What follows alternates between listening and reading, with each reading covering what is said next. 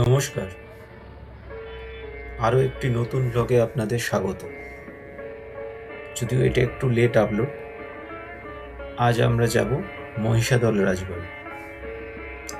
ষোড়শ শতাব্দীর মাঝামাঝি সময় তথা আনুমানিক 1557 খ্রিস্টাব্দে জনার্দন উপাধ্যায় নামক এক উচ্চবংশীয় ব্রাহ্মণ উত্তরপ্রদেশ থেকে ব্যবসা বাণিজ্য করতে করতে নদীপথে মেদিনীপুর জেলার অন্তর্গত হুগলি নদীর তীরবর্তী গেঁওখালী জনপদে এসে উপস্থিত হয়। প্রসঙ্গত উল্লেখ্য, জনার্দন উপাধ্যায় নামক ওই ব্যক্তি পূর্বে মোগল সম্রাট মহামতি আকবরের উচ্চপদস্থ কর্মচারী ছিলেন। অল্প কিছুদিনের মধ্যেই মহিষাদলের তৎকালীন জমিদার কল্যাণ রায়চৌধুরীর জমি নিলামে তিনি কিনে নেন। জমিদার কল্যাণ রায়চৌধুরী নবাবকে রাজকর দিতে না পারায় তার সম্পত্তি নিলাম হয়। এরপর মোগল সম্রাট আকবর জনার্দন উপাধ্যায়কে মহিষাদলাধিপতি হিসাবে স্বীকৃতি দান করেন। সেই সাথে সম্রাট আকবর তাকে বৈরাম খাঁয়ের নামাঙ্কিত একটি তরবারি উপহার দেন। রাজা জনার্দন উপাধ্যায়ই হলেন মহিষাদল রাজবংশের প্রতিষ্ঠাতা। রাজা জনার্দন উপাধ্যায়ের পরবর্তী রাজা আনন্দলাল উপাধ্যায় পুত্রহীন হওয়ার কারণে রাজার মৃত্যুর পর রানী জানকী দেবী সুদক্ষতার সাথে এই রাজ্য পরিচালনা করেছিলেন। তিনি তার দৌহিত্র কন্যাপক্ষে গুরুপ্রসাদগড়কে ধনসম্পত্তি, রাজ্য ও রাজপ্রাসাদ দান করেন। এরপর গুরুপ্রসাদগড় সিংহাসনে বসে দক্ষতার সাথে রাজ্যার্য পরিচালনা করেন। গুরুপ্রসাদগড়ের পরবর্তী রাজা রামনাথগড় নিঃসন্তান হওয়ায় তার পরে রাজা হন তারই পালিত বা দত্তক পুত্র লক্ষ্মণগড়। গুরুপ্রসাদগড়ের দৌহিত্র লক্ষ্মণগড় ভারতের স্বাধীনতার আগের দিন পর্যন্ত সিংহাসন অলঙ্কৃত করেছিলেন। পরবর্তী সময়ে দেবপ্রসাদগড় সাফল্যের সাথে এই রাজবংশকে নেতৃত্ব দান করেছিলেন। নথিপত্র থেকে জানা যায় যে দেবপ্রসাদগড়কেই এই বংশের শ্রেষ্ঠ রাজা হিসাবে বিবেচনা করা হয়। মহিষাদলের রাজপরিবার মোট 3টি রাজপ্রাসাদ নির্মাণ করেছিলেন, যার মধ্যে প্রথমটি সম্পূর্ণ অবলুপ্ত হয়েছে। দ্বিতীয় রাজবাটিটি আজ প্রায় ধ্বংসপ্রাপ্ত। এটি সিংহদুয়ার নামে খ্যাত। এই রাজবাটিটি নবাব আমলে নির্মিত হয়েছিল। তৃতীয় ও নতুন রাজবাটিটি তথা ফুলবাড়ি রাজা সতীপ্রসাদগড় নিজের পরিকল্পনায় ইংরেজদের শাসনকালে গড়ে তুলেছিল। এছাড়াও জলবাংলো বা লালকুঠি নামক একটি গ্রীষ্মকালীন প্রমোদাবাসও আছে। এর পাশাপাশি রানীমারাও অত্যন্ত দক্ষতার সাথে রাজ্য পরিচালনা করেছেন, যেমন রানী জানকী দেবী, রানী ইন্দ্রাণী দেবী, রানী কল্যাণী দেবী। রানী বিমলা দেবী রাজা রামনাথগড়ের সাথে সহমৃতা হয়েছিলেন বলে জানা যায়। এবার আসা যাক এই রাজবংশের শাসন সম্পর্কে। এই রাজবংশের শাসকরা খুব বেশি অত্যাচারী ছিলেন না বলেই অন্তত মনে হয়েছে। তারা যে কৃষক দরদী ছিলেন তা কৃষকদের লেখা চিঠি দেখে বোঝা যায়। এছাড়াও ৭৬ মন্বন্তরের ভয়াবহ প্রেক্ষাপটে প্রজাদের পাশে যথাসাধ্যভাবে দাঁড়ানোর প্রচেষ্টা চালিয়ে গিয়েছিলেন সংরক্ষিত তথ্য থেকে জানা যায়। তবে এই রাজারা যে বন্যপ্রাণ হত্যা বেশ পটু ছিলেন তা শিকার কক্ষে সংরক্ষিত বিভিন্ন নমুনা থেকে খুব সহজেই অনুধাবন করা যায়। এছাড়াও রাজাদের ব্যবহৃত বিভিন্ন অস্ত্রশস্ত্র সংরক্ষিত হয়েছে অস্ত্রাগারে। এই রাজপরিবারের বহু জায়গায় বিভিন্ন ক্ষেত্রে তাদের নিদর্শন রেখে গেছে। প্রতিষ্ঠিত করেছেন বহু দেবদেবীর মন্দির, নির্মাণ করেছেন পুকুর, দিঘি, ইদারা, স্থাপন করেছেন স্কুল, কলেজ, হাসপাতাল, এরকম অনেক লোকহিতকর কাজ।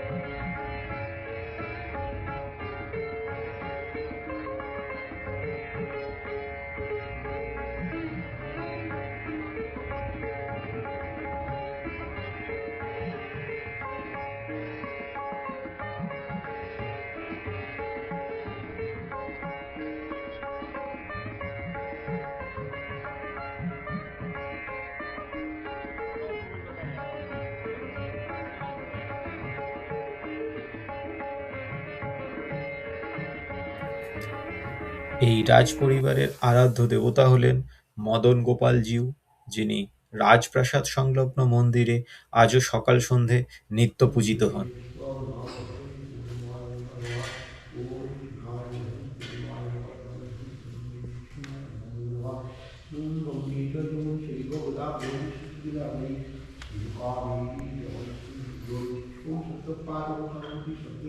কিসে দেখি?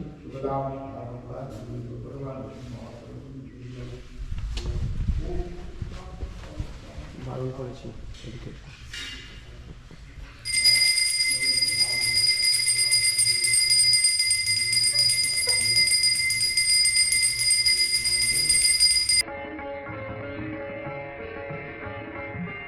এই রাজপরিবারের প্রচলিত মহিষাদলের রথ বাংলার অন্যতম রথযাত্রা উৎসব হিসাবে বিবেচিত। মহিষাদল অঞ্চলে এই রাজবংশই সর্বপ্রথম দেবী দুর্গার আরাধনা শুরু করে। মহালয়ার পুণ্যতিথিতে প্রতি বছর কামান দেগে মাতৃ আরাধনার শুভ সূচনা ঘটে এই বাড়িতে। এই রাজবংশ যে হিন্দু ধর্মের পাশাপাশি মুসলিম ধর্মকেও প্রাধান্য দিত, তার বিশেষ পরিচয় পাওয়া যায় রাজবাটি সংলগ্ন আমবাগানের শতাব্দী প্রাচীন পীর বাবা থান থেকে।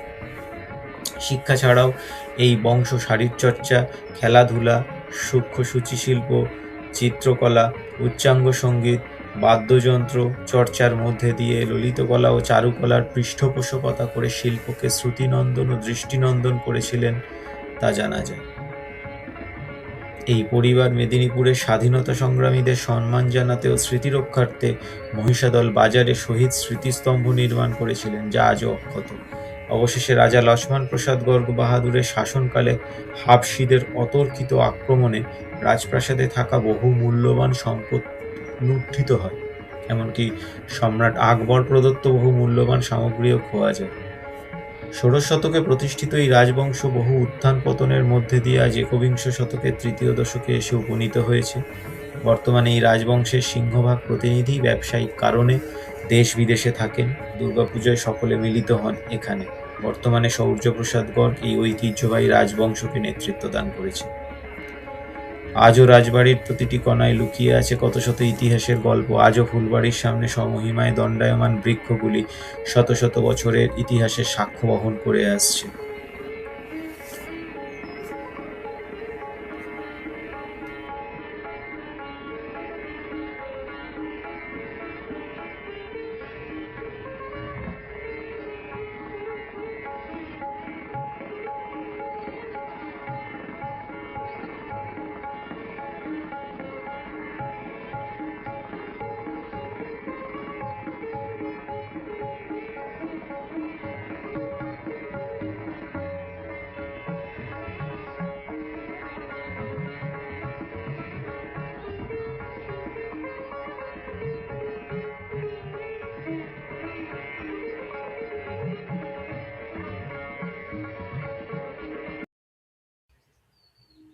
আমাদের লাঞ্চ এসে গেছে, দেখে নেওয়া যাক কি কি আছে লাঞ্চে।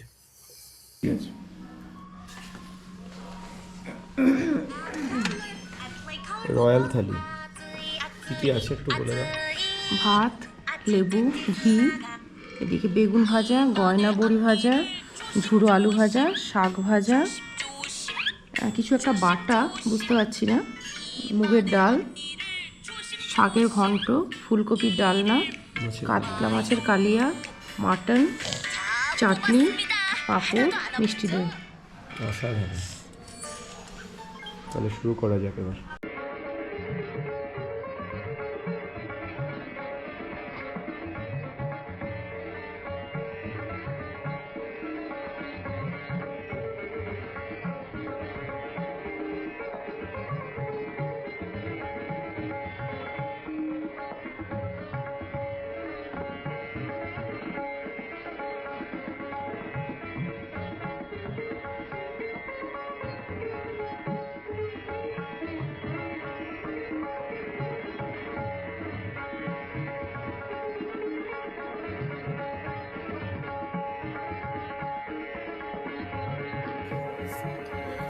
এটা আমাদের ডে ট্রিপ ছিল।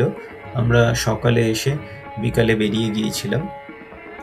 নিচের ডেসক্রিপশন বক্সে এর ডিটেলস দেওয়া থাকবে। অসংখ্য ধন্যবাদ। দেখা হবে পরবর্তী কোনো ব্লগে। ভিডিওটি ভালো লাগলে অবশ্যই চ্যানেলটি সাবস্ক্রাইব করবেন।